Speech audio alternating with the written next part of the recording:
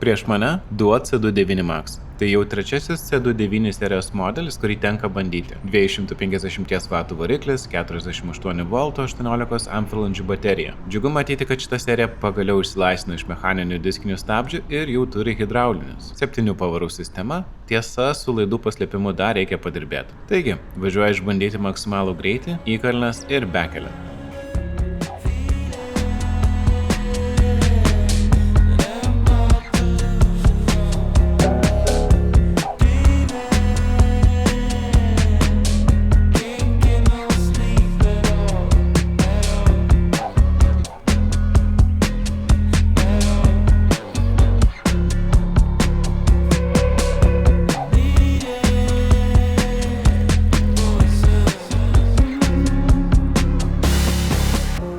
Įspūdžių prisirinkau, na o pastebėjimais pasidalinsiu pilnoje apžvalgoje, kurią rasite puslapyje newstech.lt jau visai netrukus. Iki.